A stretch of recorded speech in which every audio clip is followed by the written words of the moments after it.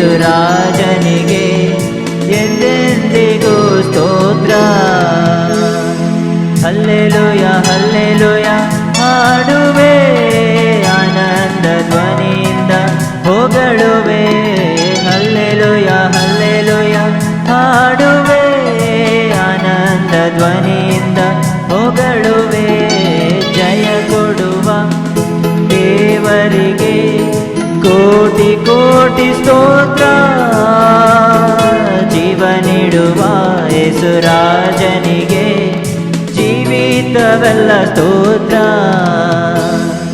ನೀತಿಯ ಹಸ್ತದಿ ಸಹಿಸಿ ನಡೆಸುವ, ನೀತಿಯ ಹಸ್ತದಿ ಸಹಿಸಿ ನಡೆಸುವ. ಕರ್ತನೇ ನನ್ನ ಬಲವು, ಹೆದರೆನು ಎಂದೆಂದಿಗೂ. ಕರ್ತನೇ ನನ್ನ ಬಲವು, ಹೆದರೆನು ಎಂದೆಂದಿಗೂ. ಜಯ ಕೊಡುವ ದೇವರಿಗೆ ಕೋಟಿ ಕೋಟಿ ಸ್ತೋತ್ರ. ಜೀವ ನೀಡುವ ಯೇಸುರಾಜನಿಗೆ ಜೀವಿತವೆಲ್ಲ ಸ್ತೋತ್ರ. ಜಯ ಕೊಡುವ ದೇವರಿಗೆ ಕೋಟಿ ಕೋಟಿ ಸ್ತೋತ್ರ. ಜೀವ ನೀಡುವ ಯೇಸುರಾಜನಿಗೆ ಜೀವಿತವೆಲ್ಲ ಸ್ತೋತ್ರ. ಅದ್ಭುತ ಕರ್ತನೇ, ಸೃಷ್ಟಿಗೆ ನಾಯಕನೇ. ಅದ್ಭುತ ಕರ್ತನೇ, ಸೃಷ್ಟಿಗೆ ನಾಯಕನೇ. ಯುದ್ಧ ಶೂರನೇ, ಜೀವಿಸುವ ರಕ್ಷಕನೇ. ಯುದ್ಧ ಶೂರನೇ, ಜೀವಿಸುವ ರಕ್ಷಕನೇ. ಜಯ ಕೊಡುವ ದೇವರಿಗೆ ಕೋಟಿ ಕೋಟಿ ಸ್ತೋತ್ರ. ಜೀವ ನೀಡುವ ಯೇಸುರಾಜನಿಗೆ ಜೀವಿತವೆಲ್ಲ ಸ್ತೋತ್ರ. ಜಯ ಕೊಡುವ ದೇವರಿಗೆ ಕೋಟಿ ಕೋಟಿ ಸ್ತೋತ್ರ. ಜೀವ ನೀಡುವ ಯೇಸುರಾಜನಿಗೆ ಜೀವಿತವೆಲ್ಲ ಸ್ತೋತ್ರ. ನಂಬಿಗಸ್ತನು, ನನ್ನನ್ನು ಕಾಯುವನು. ನಂಬಿಗಸ್ತನು, ನನ್ನನ್ನು ಕಾಯುವನು. ಪರಿಶುದ್ಧ ಆತ್ಮನಿಂದ ಅಭಿಷೇಕ ಮಾಡುವನು. ಪರಿಶುದ್ಧ ಆತ್ಮನಿಂದ ಅಭಿಷೇಕ ಮಾಡುವನು. ಜಯ ಕೊಡುವ ದೇವರಿಗೆ ಕೋಟಿ ಕೋಟಿ ಸ್ತೋತ್ರ. ಜೀವ ನೀಡುವ ಯೇಸುರಾಜನಿಗೆ ಎಂದೆಂದಿಗೂ ಸ್ತೋತ್ರ. ಜಯ ಕೊಡುವ ದೇವರಿಗೆ ಕೋಟಿ ಕೋಟಿ ಸ್ತೋತ್ರ. ಜೀವ ನೀಡುವ ಯೇಸುರಾಜನಿಗೆ ಎಂದೆಂದಿಗೂ ಸ್ತೋತ್ರ. ಹಲ್ಲೆಲೂಯ ಹಲ್ಲೆಲೂಯ ಹಾಡುವೆ, ಆನಂದ ಧ್ವನಿಯಿಂದ ಹೊಗಳುವೆ. ಹಲ್ಲೆಲೂಯ ಹಲ್ಲೆಲೂಯ ಹಾಡುವೆ, ಆನಂದ ಧ್ವನಿಯಿಂದ ಹೊಗಳುವೆ. ಜಯ ಕೊಡುವ ದೇವರಿಗೆ ಕೋಟಿ ಕೋಟಿ ಸ್ತೋತ್ರ. ಜೀವ ನೀಡುವ ಯೇಸುರಾಜನಿಗೆ ಜೀವಿತವೆಲ್ಲ ಸ್ತೋತ್ರ.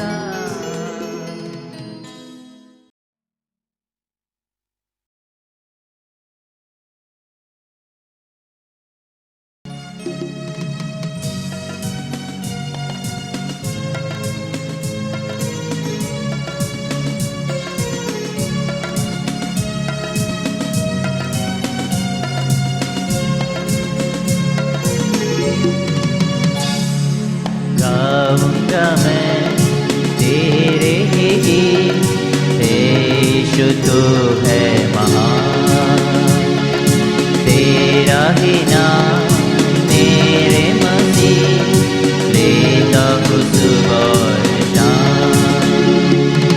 गाऊंगा मैं तेरे ही गीत, यीशु तू है महान, तेरा ही नाम मेरे मसीह, लेता हूँ सुबह और शाम।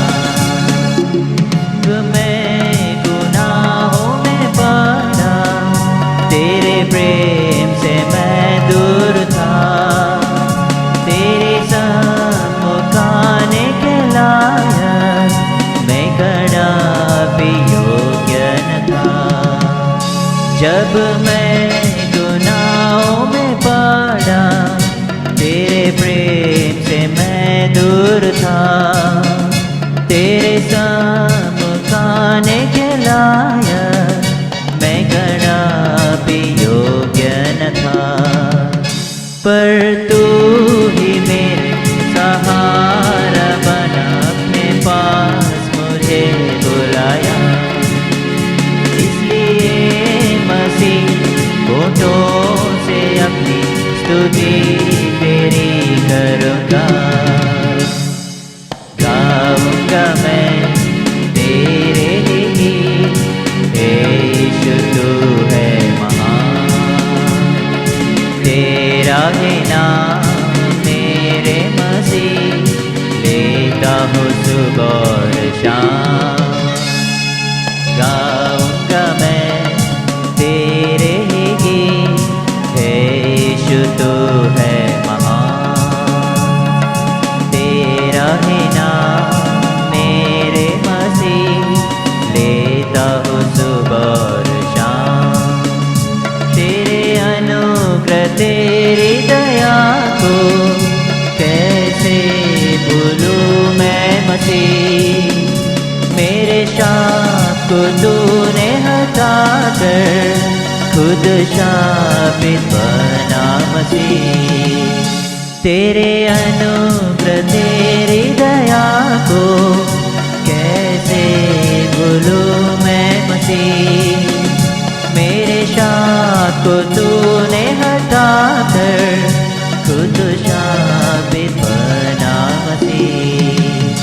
तूने क्रूस पर लहू बहा कर मुझे पापों से शुद्ध किया, मेरे आंसुओं को पोंछ कर सारे दुख दूर किया।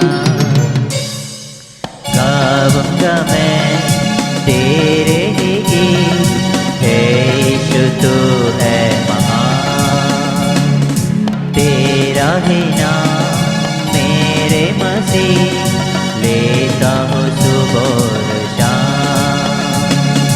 गाऊंगा मैं तेरे ही गीत, यीशु तू है महान, तेरा ही नाम मेरे मसीह, लेता हूँ सुबह और शाम। యేసు ప్రభువారి శ్రేష్టమైన నామంలో మీ అందరికీ వందనాలు తెలియజేస్తా ఉంటున్నాం. ಯೇಸುಕ್ರಿಸ್ತು ದೇವರ ಶ್ರೇಷ್ಠವಂತ ನಾಮದಲ್ಲಿ ನಿಮಗೆ ಎಲ್ಲರಿಗೂ ವಂದನೆ ಸಲ್ಲಿಸ್ತಾ ಇದ್ದೇವೆ. ఈ ఉదయకాల సమయంలో ప్రభుని ఆరాధించే భాగ్యాన్ని ప్రభు మనకు అనుగ్రహించినందుకై ప్రభుని ఎంతగానో కీర్తిస్తా ఉంటున్నాం. ಈ ಉದಯ ಕಾಲದಲ್ಲಿ ಯೇಸುಕ್ರಿಸ್ತು ದೇವರನ್ನು ಆರಾಧನೆ ಮಾಡೋದಕ್ಕೋಸ್ಕರ ದೇವರು ಕೊಟ್ಟಂತ ಸದಾವಕಾಶಕ್ಕಾಗಿ ದೇವರಿಗೆ ಎಷ್ಟೋ ಕೀರ್ತಿಸ್ತಾ ಇದ್ದೇವೆ. యేసు ప్రభువారు చేస్తా వచ్చిన అద్భుతాలని మనం వరుసగా చూడడానికి ప్రయత్నం చేస్తా ఉంటున్నాం. ಯೇಸುಕ್ರಿಸ್ತು ದೇವರು ಮಾಡಿದಂತ ಅದ್ಭುತ ಕಾರ್ಯಗಳನ್ನು ಸಾಲಾಗಿ ನಾವು ನೋಡ್ತಾ ಇದ್ದೇವೆ. ఉదాము యోహాను సువార్త 5వ అధ్యాయానికి. ಬರೋಣ యోహాను ಸುವಾರ್ತೆ 5ನೇ ಅಧ್ಯಾಯಕ್ಕೆ. యోహాను సువార్త 5వ అధ్యాయము యోహాನು ಸುವಾರ್ತೆ 5ನೇ ಅಧ್ಯಾಯ మొదటి 6 వచనాలు. ಮೊದಲ 6 ವಚನಗಳು. Sometime later, Jesus went up to Jerusalem for a feast of the Jews. Now there is in Jerusalem, near the sheep gate, a pool, which in Aramaic is called Bethesda, and which is surrounded by 5 covered colonnades. Here a great number of disabled people used to lie, the blind, the lame, the paralyzed. One was there, had been an invalid for 38 years. When Jesus saw him lying there and learned that he had been in this condition for a long time, he asked him, "Do you want to get well?" దేవుడు చదవబడిన ఈ లేఖన భాగాన్ని ఆశీర్వదించును గాక. ದೇವರು ಈ ಓದಲ್ಪಟ್ಟಂತ ಲೇಖನ ಭಾಗವನ್ನು ಆಶೀರ್ವದಿಸಲಿ. యేసు ప్రభువారు ఒక దినాన ఒక పండుగని ఆచరించడానికి యెరూషలేం దగ్గరికి వెళ్తా వచ్చారంట. ಯೇಸುಕ್ರಿಸ್ತು ದೇವರು ಒಂದು ದಿವಸ ಹಬ್ಬವನ್ನು ಆಚರಣೆ ಮಾಡೋದಕ್ಕೋಸ್ಕರ ಯೆರೂಸಲೇಮಿಗೆ ಹೋಗ್ತಾ ಇದ್ರಂತೆ. ఎప్పుడైతే ఆయన యెరూషలేంకి వెళ్తా వచ్చారో, ಆತನು ಯಾವಾಗಾದ್ರೂ ಯೆರೂಸಲೇಮಿಗೆ ಹೋಗ್ತಾ ಇದ್ರೋ, పండగ సమయంలో పండగను ఆచరించేటప్పుడు కూడా ఆయన చూపించే ప్రేమని చూస్తా రావచ్చు. ಹಬ್ಬವನ್ನು ಆಚರಿಸುವಂತ ಸಮಯದಲ್ಲಿ ಸಹ ಆತನು ತೋರಿಸುವಂತ ಒಂದು ಪ್ರೀತಿ ಕುರಿತು ನಾವು ನೋಡ್ತೇವೆ. పండగకి వెళ్ళిన కాలంలో, ಹಬ್ಬಕ್ಕೆ ಹೋದಂತ ಕಾಲದಲ್ಲಿ ఇలాంటి వాతావరణం ఈ అందరూ రోగులు ఉంటున్న వాతావరణంలోనికి వెళ్ళడానికి ఎవరు ఇష్టపడరు. ಹಬ್ಬದಂತ ಸಮಯದಲ್ಲಿ ಆ ರೋಗಿಗಳು ಇದ್ದಂತ ಸ್ಥಳದಲ್ಲಿ ಹೋಗೋದಕ್ಕೋಸ್ಕರ ಯಾರೇ ಇಷ್ಟಪಡಲ್ಲ. ఒకవేళ ఉదాహరణకి ಒಂದು ವೇಳೆ ಉದಾಹರಣೆಗೆ డఫ్ నట్స్ అన్ని చేసుకొని, మురుకులన్నీ చేసుకొని క్రిస్మస్ రోజు రెడీగా ఇంకా తినడానికి కూర్చున్నాము. ಒಂದು ಸಮಯಕ್ಕೆ ಈ ಡೋನಸ್ ಕರ್ಜಿಕಾಯಿ ಕೊಡ್ಬೇಡಿ ಎಲ್ಲ ಮಾಡ್ಕೊಂಡು ತಿನ್ನೋದಕ್ಕೋಸ್ಕರ ಕೂತ್ಕೊಂಡಿದ್ದೇವೆ. ఎప్పుడైతే కూర్చున్నాము అప్పుడే ఒక ఆయన, మనకు బాగా తెలిసిన ఆయన, ఎప్పుడో ఆయన కాళ్ళు ఉండవు, ఆయన ఆరోగ్యం బాగోదు, ఆయన మన దగ్గర ఉండడానికి కనుక ఆ రోజు తినేటప్పుడే వచ్చాడు అనుకో. ಅದು ಕಾಲು ಚೆನ್ನಾಗಿರೋದಿಲ್ಲ, ಅವನ ಕೈ ಚೆನ್ನಾಗಿರೋ, ಏನು ಅವುಗಳು ಚೆನ್ನಾಗಿರೋದಿಲ್ಲ. ನಾವು ಊಟ ಮಾಡುವಂಥ ಸಮಯದಲ್ಲಿ ಆ ಡೋನಸ್ ಕರ್ಜಿಕಾಯಿ ಕೊಡ್ಬೇಡಿ ತಿನ್ನುವಂಥ ಸಮಯದಲ್ಲಿ ಬಂದನ ತಿಳ್ಕೊ.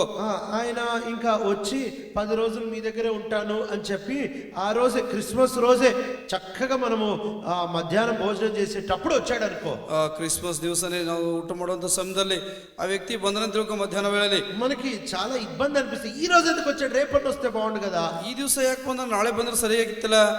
కానీ యేసు ప్రభువారు ఈ మనసు చూడము. ಆದ್ರೆ ಯೇಸು ಕ್ರಿಸ್ತ ದೇವರಲ್ಲಿ ಈ ಮನಸ್ಸು ನೋಡುವುದಿಲ್ಲ. పండగ కంటే ఒక వ్యక్తి యొక్క బాగుపడడం యేసు ప్రభుకు చాలా ప్రాముఖ్యమైనది. ಹಬ್ಬಕ್ಕಿಂತ ಒಬ್ಬ ವ್ಯಕ್ತಿ ಸ್ವಸ್ಥತೆ ಆಗ್ತಕ್ಕಂಥದ್ದು ಯೇಸು ಕ್ರಿಸ್ತರಿಗೆ ಪ್ರಾಮುಖ್ಯವಾಗಿದೆ.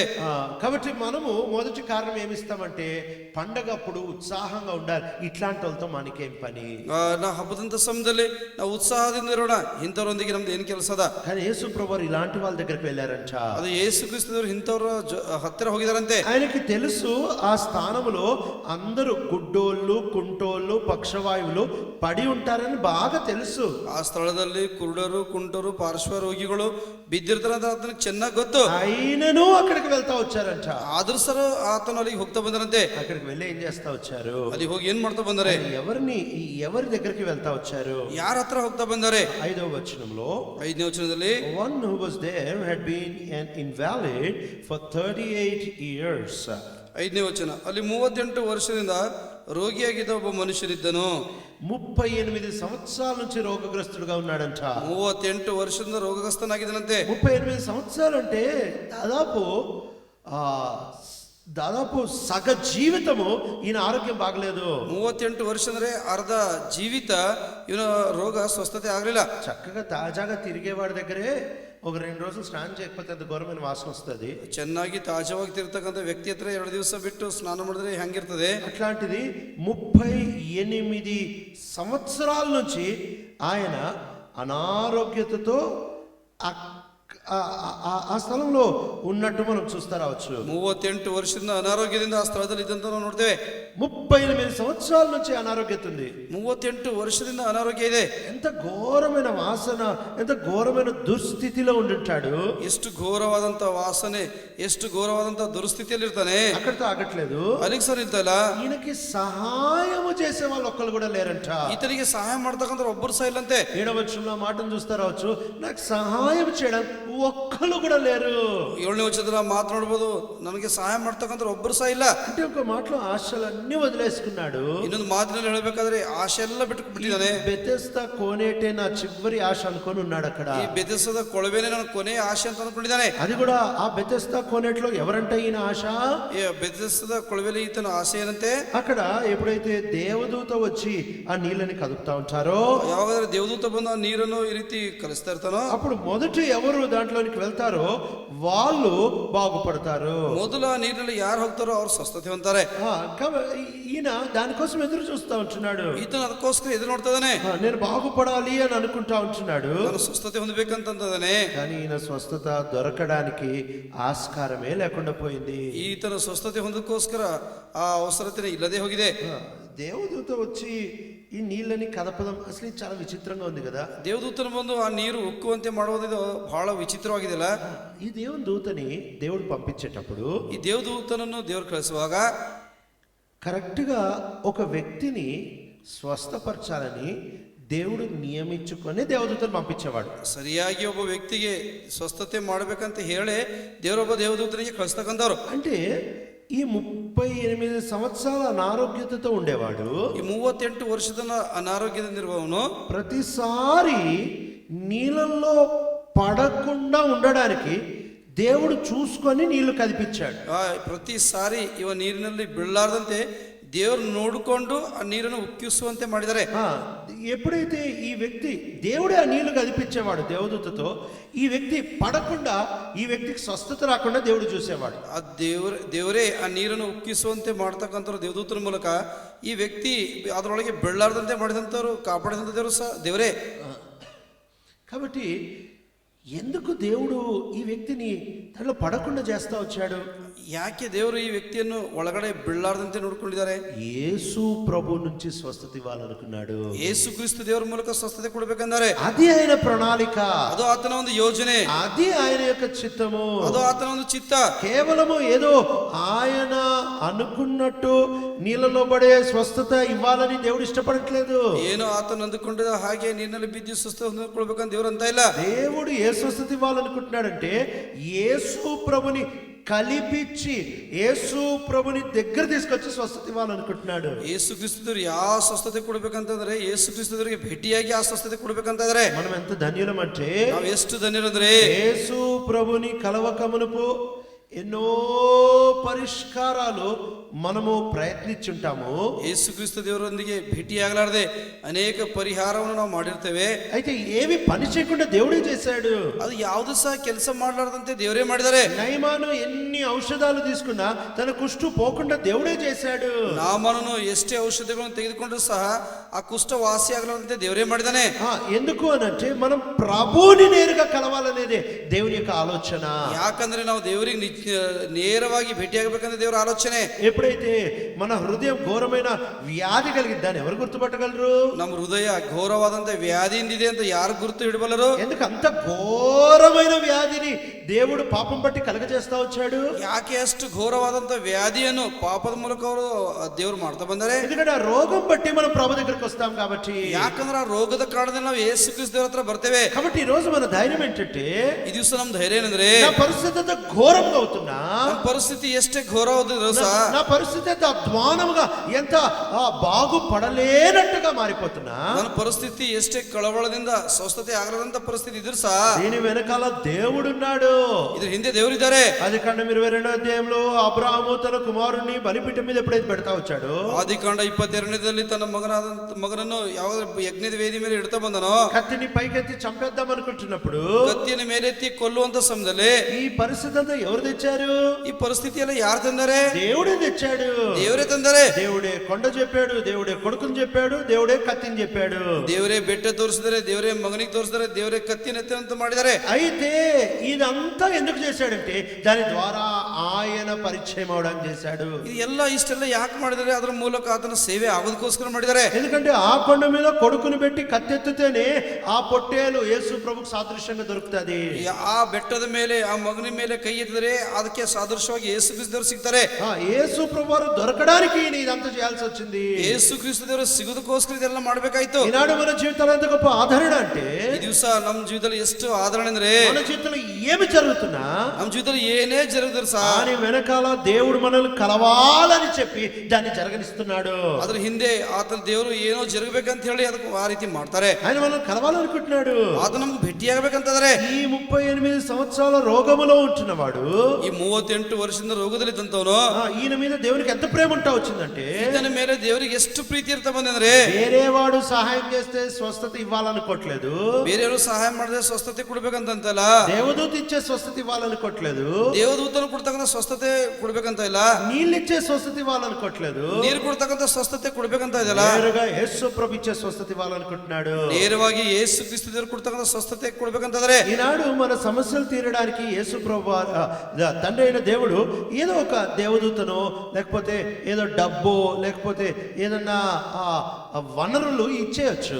ಈ ದಿವಸ ನಮ್ಮ ಸಮಸ್ಯೆ ತೀರಿಸೋದಕ್ಕೋಸ್ಕರ ದೇವದೂತನೋ ಹಣವನೋ ಏನಾದರೂ ಔಷಧಗಳು ಕೊಡ್ಬೋದು. కానీ దేవుడు మన పాపపు ఔషధము మన యొక్క పరిస్థితి ఎంత ఘోరంగా చేశాడంటే, ನಮ್ಮ పాపದ పరిస్థితి ದೇವರು ಎಷ್ಟು ಘೋರವಾಗಿ ಮಾಡಿದಾರೆ ಅಂದ್ರೆ యేసు ప్రభు ఒక్కడే తప్ప ఎవరు తీర్చలేరు. ಯೇಸು ಕ್ರಿಸ್ತರು ಒಬ್ಬರು ಬಿಟ್ಟು ಮತ್ತೆ ಬೇರೆ ಯಾರು ಸಹ ತೀರಿಸಲಕ್ಕ ಆಗಲ್ಲ. దేవదూత సరిపోదు.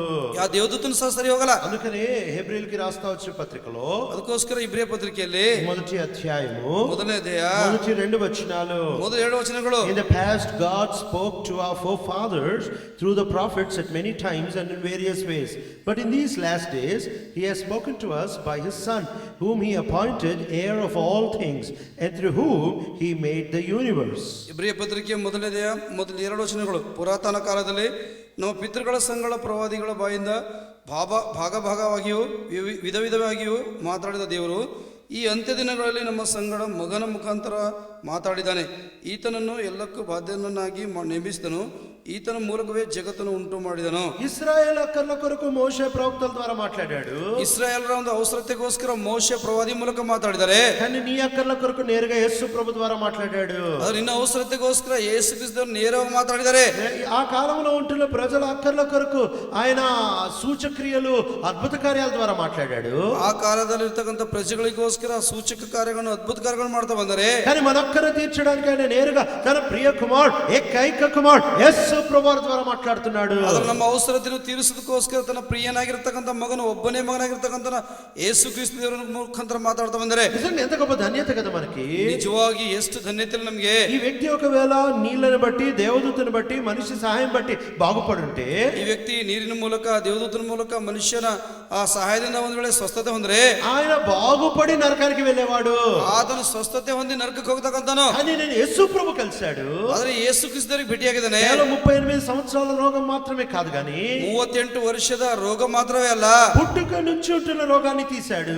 ಹುಟ್ಟುವಿಕೆಯಿಂದ ಇದ್ದಂತ ರೋಗವನ್ನು ಸಹ ತೆಗೆದಿದ್ದಾರೆ. పాపపు రోగాన్ని తీశాడు. ಪಾಪದ ರೋಗ ತೆಗೆದಿದ್ದಾರೆ. విజయవంతమైన జీవితం నేర్పించాడు. ವಿಜಯವಂತ ಜೀವಿತವನ್ನು ಕಲಿಸಿದ್ದಾರೆ. అద్భుతమైన శక్తిని ఇస్తా వచ్చాడు. ಅದ್ಭುತವಾದ ಶಕ್ತಿ ಕೊಟ್ಟಿದ್ದಾರೆ. ఒక సాక్షిగా చేస్తా వచ్చాడు. ಸಾಕ್ಷಿಯಾಗಿ ಮಾಡ್ತಾ ಬಂದರೆ యేసు ప్రభు వారు ఈయన దగ్గరికి వచ్చి అడుగుతున్న ప్రశ్న, ಯೇಸು ಕ್ರಿಸ್ತರು ಇದರ ಹತ್ರ ಬಂದು ಕೇಳ್ತಕ್ಕಂಥ ಪ್ರಶ್ನೆ, యోహాను సువార్త 5వ అధ్యాయము 6వ వచనము, యోహాను సువార్త 5వ 6వ వచన, నీవు బాగుపడాలని అనుకుంటున్నావా? Do you want to get well?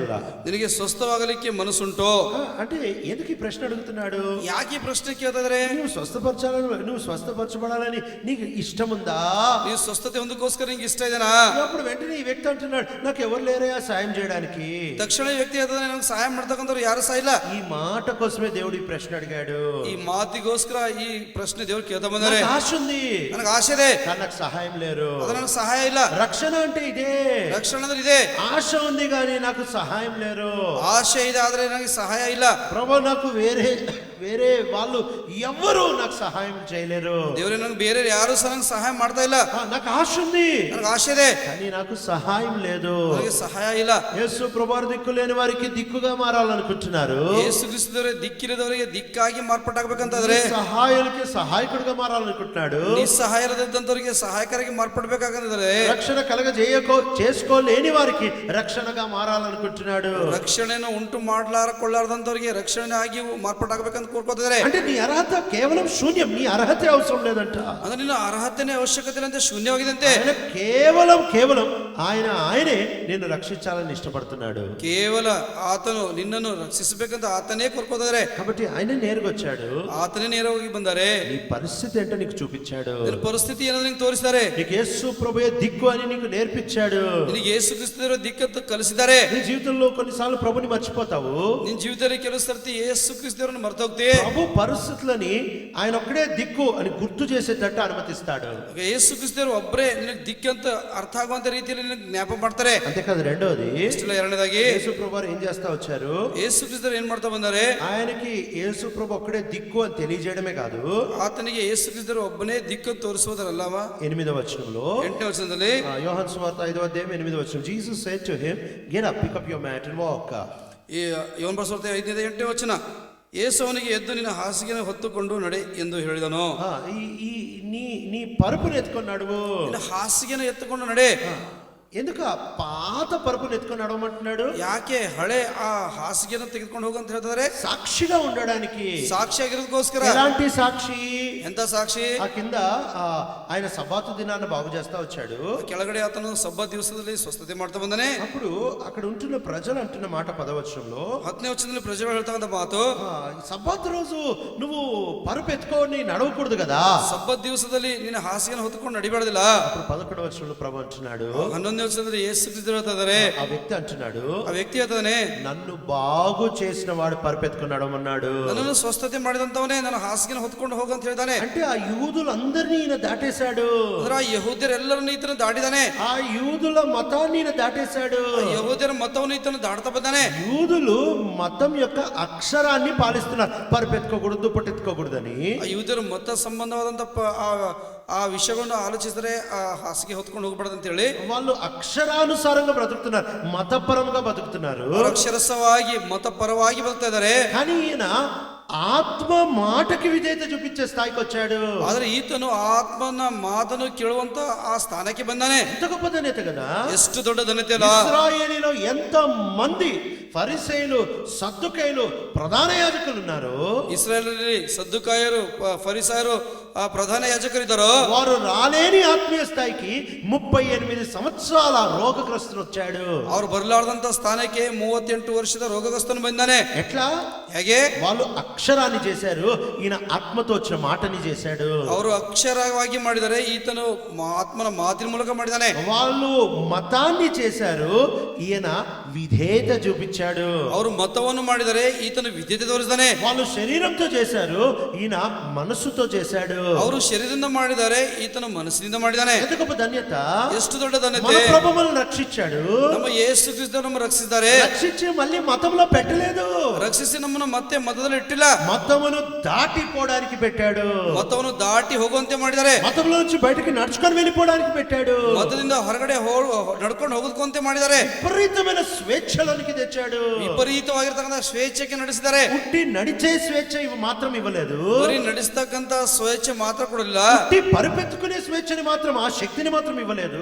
ಬರೀ ಹಾಸಿಗೆನ ಹೊತ್ತುಕೊಂಡು ಹೋಗ್ತಕ್ಕ ಶಕ್ತಿ ಮಾತ್ರ ಕೊಡಲಿಲ್ಲ. అందరూ మందిరం లోపల నడుస్తుంటే ఈయన మతం లో నుంచి బయటకు నడిచే శక్తినిచ్చాడు. ಎಲ್ಲರೂ ಒಳಗಡೆ ನಡೀತಾರೆ, ಮತದ ಶಕ್ತಿಯಿಂದ ಹೊರಗಡೆ ಬರುವಂತ ಶಕ್ತಿ ಕೊಟ್ಟಿದ್ದಾರೆ. ఈ మతంలో నుంచి బయటకు రావడం ఎంత గొప్ప విడుదల తెలుసా.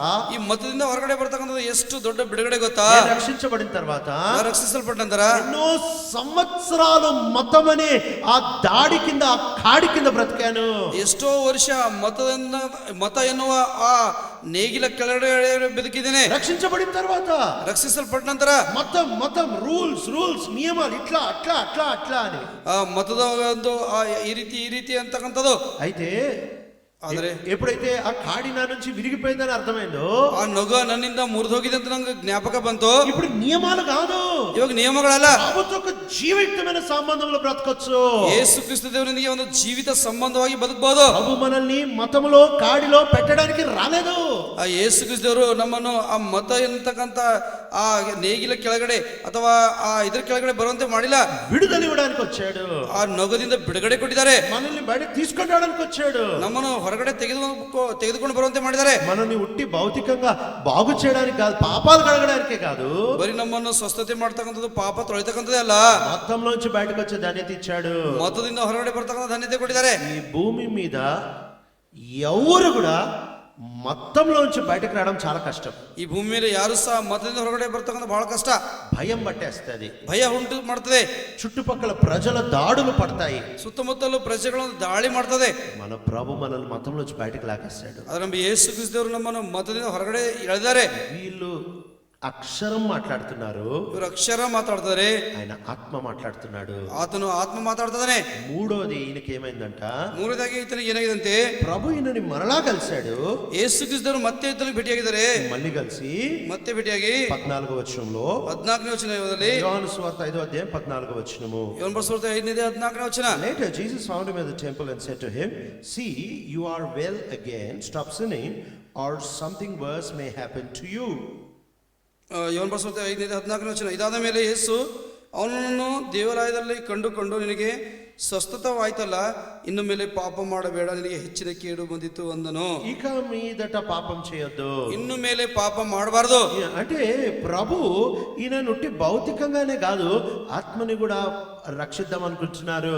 ಯೇಸು ಕ್ರಿಸ್ತರು ಈ ವ್ಯಕ್ತಿಯನ್ನು ಭೌತಿಕವಾಗಿಲ್ಲ, ಆತ್ಮಿಕವಾಗಿ ಸಹ ರಕ್ಷಿಸಲ್ಪಡಬೇಕಂತ ಕೋರ್ಕೋತಾರೆ. కానీ ఈయనకి ఇచ్చింది చాలా చవక రక్షణ. ಆದ್ರೆ ಇದನ್ನ ಕೊಟ್ಟಂತ ಬಹಳ ಸಸ್ತವಾಗಿರ್ತಕ್ಕಂಥ ರಕ್ಷಣೆ. ఎలాంటి రక్షణ తెలుసా? ಎಂತ ರಕ್ಷಣೆ ಗೊತ್ತಾ? భయముతో రక్షణ. ಭಯದಿಂದ ರಕ್ಷಣೆ. పాపం చేయొద్దు, లేకపోతే భయంకరమైనది ఇంకేదైనా జరుగుతుంది. ಪಾಪ ಮಾಡಬಾರ್ದು, ಇನ್ನು ಒಂದ್ ವೇಳೆ ಭಯಂಕರವಾಗಿ ಏನೋ ಜరుగుತ್ತದೆ. నువ్వు పాపం చేయొద్దు, లేకపోతే ఇంకా ఘోరమైనది ఏదైనా వస్తుంది. ನೀ ಪಾಪ ಮಾಡಬಾರ್ದು, ಇನ್ನು ಘೋರವಾಗಿರ್ತಕ್ಕಂಥ ಬೇರೆ ಯಾವ್ದಾರು ಬರ್ತದೆ. ప్రభు ఈ మాట చెప్తా ఉంటున్నారు. ಯೇಸು ಕ್ರಿಸ್ತರು ಈ ಮಾತು ಹೇಳ್ತಾರೆ, మనకి ఇలాంటి రక్షణ ఇవ్వలేదు. ನಮ್ಗೆ ಇಂಥ ರಕ್ಷಣೆ ಕೊಟ್ಟಿಲ್ಲ.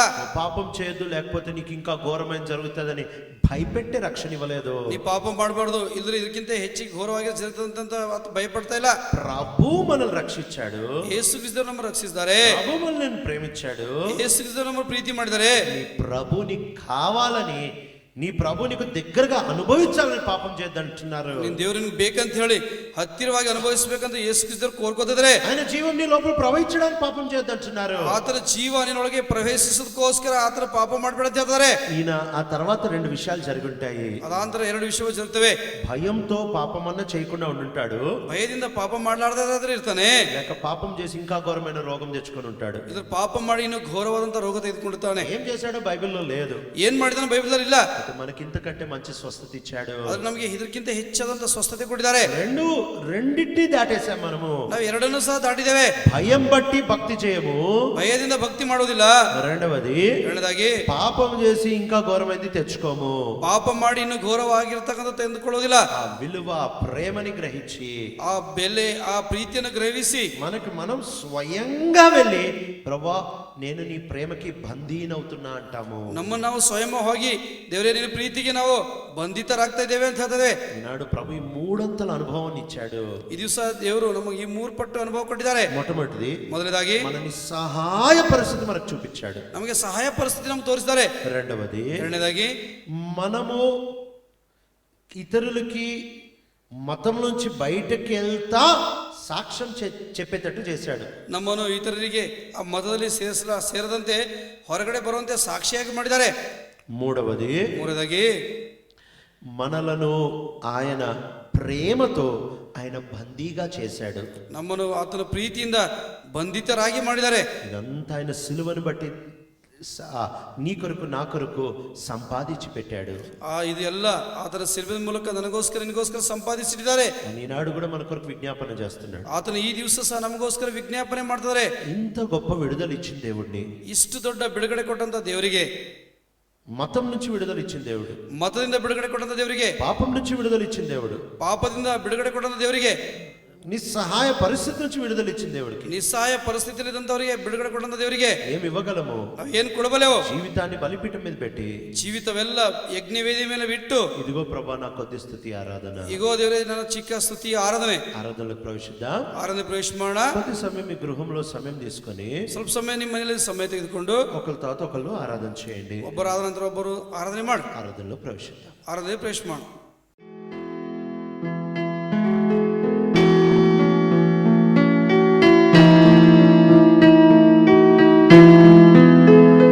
ಇಂಥ ಒಳ್ಳೆ ಸಮಯದೊಳು ಯೇಸುವೇ ನಿನ್ ಬಳಿ ಬಂದೆವು, ನಿನ್ನ ಮಕ್ಕಳಾದ ನಾವು ನಿನ್ನನ್ನೇ ಅರಸಿ ಬಂದೆವು.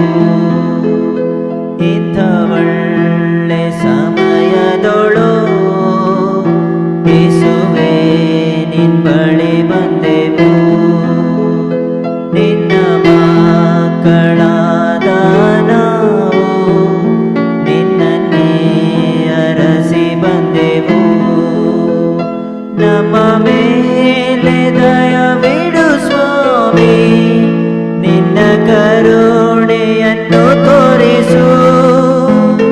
ನಮ್ಮ ಮೇಲೆ ದಯವಿಡು ಸ್ವಾಮಿ, ನಿನ್ನ ಕರುಣೆಯನ್ನು ತೋರಿಸು.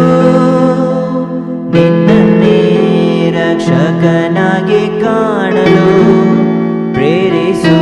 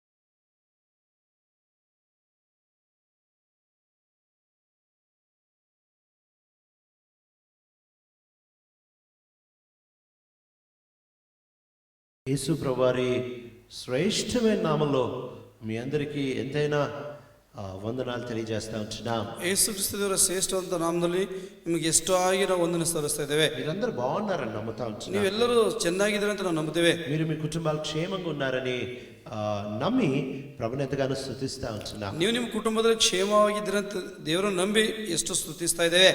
ఈ వాతావరణాలలో కూడా మనం ఎక్కడుంటే అక్కడ దేవుని సన్నిధిని అనుభవించగలము. ಇಂಥ వాతావరణದಲ್ಲಿ సహా ನಾವು ಎಲ್ಲಿದ್ದರೂ ಸಹ ದೇವರ ಸನ್ನಿಧಿಯನ್ನು ನಾವು ಅನುಭವಿಸಬಹುದು.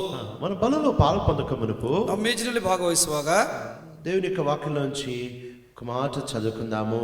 ದೇವರ ವಾಕ್ಯದಿಂದ ಒಂದು ಮಾತು ಓದ್ಕೊಳ್ಳೋಣ. కొరింథీయులకి రాస్తా వచ్చిన మొదటి పత్రిక 11వ అధ్యాయము. ಮೊದಲನೇ ಕೊರಿಂಥೆ 11 కొరింథీయులకి రాస్తా వచ్చిన మొదటి పత్రిక 11వ అధ్యాయము 25, 26 వచనాలు. ಮೊದಲನೇ ಕೊರಿಂಥೆ 11 25, 26 ವಚನಗಳು. In the same way, after supper, he took the cup, saying, "This cup is the new covenant in my blood. Do this whenever you drink it in remembrance of me. For whenever you eat this bread and drink this cup, you proclaim the Lord's death until he comes." ಮೊದಲನೇ ಕೊರಿಂಥೆ 11 25, 26 ವಚನ. ಊಟವಾದ ಮೇಲೆ ಆತನು ಅದೇ ರೀತಿಯಾಗಿ ಪಾತ್ರೆಯನ್ನು ತೆಗೆದುಕೊಂಡು, ಈ ಪಾತ್ರೆಯು ನನ್ನ ರಕ್ತದಿಂದ ಸ್ಥಾಪಿತವಾಗುವ ಹೊಸ ಒಡಂಬಡಿಕೆಯನ್ನು ಸೂಚಿಸುತ್ತದೆ. ನೀವು ಇದರಲ್ಲಿ ಪಾನ ಮಾಡುವಾಗೆಲ್ಲ ನನ್ನ ನೆಲೆಸಿಕೊಳ್ಳೋದಕ್ಕೋಸ್ಕರ ಪಾನ ಮಾಡಿರಿ ಅಂದನು. ನೀವು ರೊಟ್ಟಿಯನ್ನು ತಿಂದು ಈ ಪಾತ್ರೆಯಲ್ಲಿ ಪಾನ ಮಾಡುವಷ್ಟು ಸಾರಿ ಕರ್ತನ ಮರಣವನ್ನು ಆತನು ಬರುವ ತನಕ ಪ್ರಸಿದ್ಧಿಪಡಿಸುತ್ತೀರಿ. ఆయన మరణాన్ని ప్రచురపరచెదరు. ಆತನ ಮರಣವನ್ನು ಪ್ರಚುರಪಡಿಸುವರು. కాబట్టి బలలో ప్రాముఖ్యంగా మనం ఎందుకు పాల్పొందుతామో చూసాము.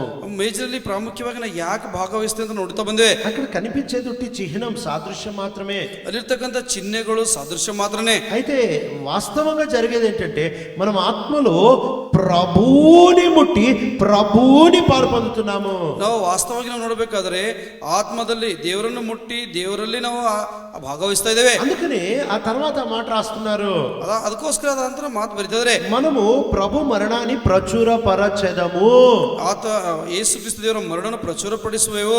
మీరు ప్రచురపరచండి అని చెప్పట్లేదు, ನೀವು ಪ್ರಚುರಪಡಿಸ್ರಿ ಅಂತ ಹೇಳ್ತಾ ಇಲ್ಲ, మీరు ప్రచురపరుస్తారు అని చెప్తున్నాడు. ನೀವು ಪ್ರಚುರಪಡಿಸ್ತೀರಿ ಅಂತ ಹೇಳ್ತಾರೆ. అంటే దాని అర్థం ఏంటంటే, ಇದರ ಅರ್ಥ ಏನಂದ್ರೆ, ಯೋಗ್ಯముగా నీ ఆత్మ ప్రభుని భుజిస్తే, ಯೋಗ್ಯವಾಗಿ ನಿನ್ನ ಆತ್ಮ ಯೇಸು ಕ್ರಿಸ್ತ ದೇವರನ್ನು ಭುಜಿಸಿದರೆ, నువ్వు సాదృశ్యంగా పాలు పొందేటప్పుడు అసలుగా ఆత్మలో కూడా నువ్వు పాలు పొందితే, ಸಾದೃಶ್ಯವಾಗಿ ಭಾಗವಹಿಸುವಾಗ ಆತ್ಮದಲ್ಲಿ ಸಹ ನೀವು ಭಾಗವಹಿಸ್ತಿದ್ರೆ ఖచ్చితంగా నువ్వు ప్రభు మరణాన్ని ప్రచురపరుస్తావు. ಪ್ರಿಯಲ್ಲಿ ಖಚಿತವಾಗಿ ಯೇಸು ಕ್ರಿಸ್ತ ದೇವರ ಮರಣವನ್ನು ನೀವು ಪ್ರಚುರಪಡಿಸ್ತೆ. ఎట్లా ప్రచురపరుస్తావు? ಯಾವ ರೀತಿ ಪ್ರಚುರಪಡಿಸ್ತಿ?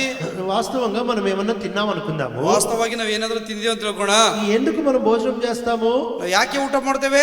ఒకవేళ ఒక క్యారెట్ ఉంది అనుకున్నాము. ಒಂದ್ ವೇಳೆ ಒಂದು ಕ್ಯಾರೆಟ್ ಇದೆ ಅಂತ ತಿಳ್ಕೋಣ. ఆ క్యారెట్ తాజాగా చెట్టు నుంచి కోసారు. ಆ ಕ್ಯಾರೆಟ್ ತಾಜಾವಾಗಿ ಆ ಮರದಿಂದ ಕೊಯ್ದರೆ ఆ క్యారెట్ ని నువ్వు తిన్నావు. ಆ ಕ್ಯಾರೆಟ್ ని ತಿಂದಿದಿ. ఆ క్యారెట్ లో జీవం ఉంటది. ಆ ಕ್ಯಾರೆಟ್ ನಲ್ಲಿ ಆ ಜೀವ ಇರ್ತದೆ. కాబట్టి నీ లోపలికి వచ్చి ಅದು ನೀನು ಒಳಗಡೆ ಬಂದು ఆ క్యారెట్ చచ్చిపోయి ಆ ಕ್ಯಾರೆಟ್ ಸತ್ತು ಹೋಗಿ దాని జీవం అంతా నీకు ఇచ్చేస్తుంది. ಅದು ಜೀವ ಎಲ್ಲ ನಿಂಗೆ ಕೊಡ್ತದೆ. అంటే ఆ రోజు నీ జీవానికి కారణం క్యారెట్ తన జీవాన్ని ఇచ్చింది.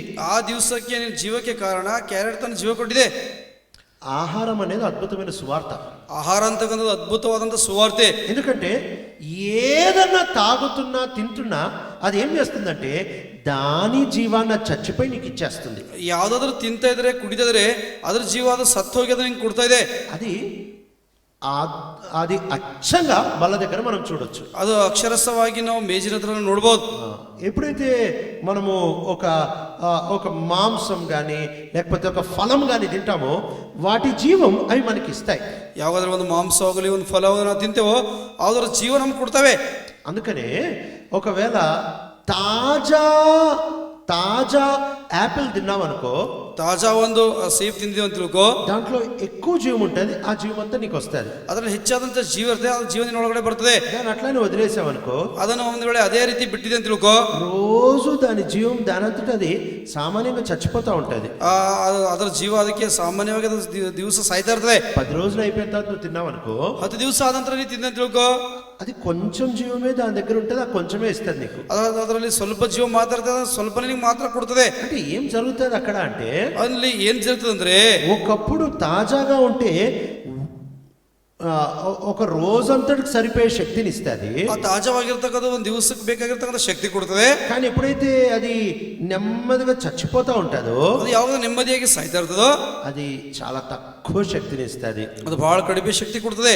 అందుకనే తాజా ఆహారం తినాలి అని చెప్తారు. ಅದಕ್ಕೋಸ್ಕರ ತಾಜಾವಾದಂತ ಆಹಾರ ತಿನ್ಬೇಕಂತ ಹೇಳ್ತಾರೆ. ఎందుకంటే తాజా తింటే ఎక్కువ జీవం ఇస్తుంది. ಯಾಕಂದ್ರೆ ತಾಜಾವಾಗಿ ತಿಂದಿದ್ರೆ ಹೆಚ್ಚಿಗೆ ಜೀವ ಬರ್ತದೆ. ఇప్పుడు మనం ప్రభువుని తింటున్నాము. ಇವಾಗ ನಾವು ಯೇಸು ಕ್ರಿಸ್ತರನ್ನು ತಿಂತಾ ಇದ್ದೇವೆ. ప్రభువులో జీవం తగ్గేదేం లేదు.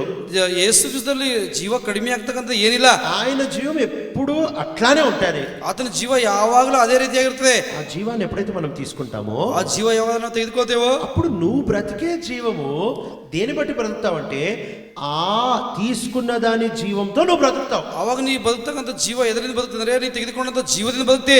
అయితే ఇప్పుడు ప్రభు శరీరం రక్తంలో మనం పాలు పొందుతున్నాం. ಇವಾಗ ನಾವು ಯೇಸು ಕ್ರಿಸ್ತ ದೇವರ ಶರೀರ ಮತ್ತು ರಕ್ತದಲ್ಲಿ ಭಾಗವಹಿಸ್ತಾ ಇದ್ದೇವೆ. ఇది మనం తీసుకుంటా ఉంటున్నాం. ಇದು ನಾವು ತೆಗೆದುಕೊಳ್ತಾ ಇದ್ದೇವೆ. ఏం శరీరం ఏం రక్తము? ಇದು ಯಾವ ಶರೀರ ಯಾವ ರಕ್ತ? విరిగిన శరీరము, కార్చిన రక్తము. ಮುರಿಯಲ್ಪಟ್ಟಂತ ಶರೀರ, ಸುರಿಸಿದಂತ ರಕ್ತ. బాగున్న శరీరం బాగున్న రక్తం కాదు.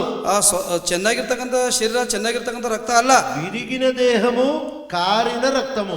ಮುರಿಯಲ್ಪಟ್ಟಂತ ದೇಹ, ಸುರಿಸಲ್ಪಟ್ಟಂತ ರಕ್ತ. అంటే ఈ విరిగిన దేహంలో కారిన రక్తంలో ఒక సామర్థ్యం ఉంది. ಈ ಮುರಿದಂತ ದೇಹದಲ್ಲಿ ಸುರಿಸಲ್ಪಟ್ಟಂತ ರಕ್ತದಲ್ಲಿ ಒಂದು ಸಾಮರ್ಥ್ಯ ಇದೆ. ఏం సామర్థ్యం ఉంది అంటే, ಯಾವ ಸಾಮರ್ಥ್ಯ ಇದೆ ಅಂದ್ರೆ త్వరగా చాలా త్వరగా చచ్చిపోయే సామర్థ్యం ఉంది. ತ್ವರೆಯಾಗಿ ಬಹಳ ತ್ವರೆಯಾಗಿ ಸಾಯುವಂತ ಸಾಮರ್ಥ್ಯ ಇದೆ. సులువుగా ప్రాణం పెట్టేసే సామర్థ్యం ఉంది. ಸುಲಭವಾಗಿ ಪ್ರಾಣ ಕೊಡ್ತಕ್ಕಂಥ ಸಾಮರ್ಥ್ಯ ಇದೆ. ఎప్పుడైతే యోహాను సువార్త 19వ అధ్యాయానికి వస్తామో, ಯಾವಾಗ యోహాను సువార్త 19ಕ್ಕೆ ಕೊಡ್ತೇವೋ 33వ వచనము, 33ನೇ ವಚನ. But when they came to Jesus and found that he was already dead, they did not break his legs. యోಹಾನು ಸುವಾರ್ತೆ 19ನೇ 33ನೇ ವಚನ. ಆದರೆ ಯೇಸುವಿನ ಬಳಿಗೆ ಬಂದಾಗ ಆತನು ಆಗಲೇ ಸತ್ತಿರುವುದನ್ನು ಅವರು ಕಂಡು ಆತನ ಕಾಲುಗಳನ್ನು ಮುರಿಯಲಿಲ್ಲ. ఆయన అప్పటికే వాళ్ళు రాకముందే ఆయన చచ్చిపోయాడు అనే మాటని మనం చూస్తా రావచ్చు. ಅವರು ಬರುವುದಕ್ಕಿಂತ ಮುಂಚೆನೆ ಆತನು ಸತ್ತಿದಂತಕ್ಕಂಥ ಮಾತನ್ನು ನಾವು ನೋಡ್ತೇವೆ. ఆయన మరణించే విధానాన్ని చూసి అంటున్నారు. ಆತನು ಮರಣಿಸಿದಂತ ವಿಧಾನ ನೋಡಿ ಹೇಳ್ತಿದ್ದಾರೆ. లూకా సువార్త 23వ అధ్యాయం 47వ వచనము. ಲೂಕನ ಸುವಾರ್ತೆ 23:47ನೇ ವಚನ. The centurion, seeing what had happened, praised God and said, surely this man was a righteous man. ಲೂಕನ ಸುವಾರ್ತೆ 23:47ನೇ ವಚನ. ಶತಾಧಿಪತಿಯು ನಡೆದ ಸಂಗತಿಯನ್ನು ನೋಡಿ ಈ ಮನುಷ್ಯನು ಸತ್ಪುರುಷನೇ ನಿಜ ಎಂದು ದೇವರನ್ನು ಕೊಂಡಾಡಿದನು. ఈయన ఖచ్చితంగా లేకపోతే నీతిమంతుడు అనే మాటని మనం చూస్తా రావచ్చు. ಇದನ್ನು ಖಚಿತವಾಗಿ ನೀತಿವಂತನ ಅಂತ ಮಾತನ್ನ ನೋಡ್ತೇವೆ. నిజంగా ప్రభు యొక్క మరణం ఎంత నీతిని కనపరుస్తా వచ్చింది. ನಿಜವಾಗಿ ದೇವರ ಮರಣವನ್ನು ಎಷ್ಟು ನೀತಿಯಾಗಿ ಘನಪಡಿಸ್ತಾ ಇದೆ. ఈ శతాధిపతి ఇంకో మాట కూడా అన్నాడు. ఈ శతాధిపతి ಇನ್ನೊಂದು ಸಹ ಮಾತಂದಾನೆ. శతాధిపతి ఈ మాట అంటున్నాడంటే చాలా విచిత్రము. శతాధిపతి ಮಾತು ಹೇಳ್ತಾನೆ ಬಹಳ ವಿಚಿತ್ರ. యూదుడు అంటున్నాడంటే అర్థం ఉంది, శతాధిపతి అంటే రోమియుడు. ಯೂದರ್ ಅಂದ್ರೆ ಒಂದು ಅರ್ಥ ಇದೆ, ಅದರ ಶತಾಧಿಪತಿ ಅಂದ್ರೆ ರೋಮಿನಿಯರು. మార్కు సువార్త 15వ అధ్యాయము, మార్కు సువార్త 15వ 39వ వచనము, 39ನೇ ವಚನ. And when the centurion who stood there in front of Jesus heard his cry and saw how he died, he said, surely this man was the son of God. Mark ಸುವಾರ್ತೆ 15ನೇ ಅಧ್ಯಾಯ 39ನೇ ವಚನ. ಆತನು ಹೀಗೆ ಪ್ರಾಣ ಬಿಟ್ಟದನ್ನು ಆತನ ಹತ್ತಿರ ಎದುರಿಗೆ ನಿಂತಿದ್ದ ಶತಾಧಿಪತಿಯು ನೋಡಿ ನಿಜವಾಗಿ ಈ ಮನುಷ್ಯನು ದೇವಕುಮಾರನಾಗಿದ್ದನು ಅಂದನು. ఈ మనుషుడు నిజముగా దేవుని కుమారుడై ఉన్నాడు. ఈ మనుషుడు నిజವಾಗಿ ದೇವರ కుమారನಾಗಿದ್ದಾನೆ. ఏమి చూసి చెప్పాడు ఆ మాట? ఆ ಮಾತು ಏನ್ ನೋಡಿ ಹೇಳಿದಾನೆ? ఆయన మరణమును చూసి ఈ మాట చెప్పాడంట. ಆತನ ಮರಣವನ್ನು ನೋಡಿ ಈ ಮಾತು ಹೇಳಿದಾನಂತೆ.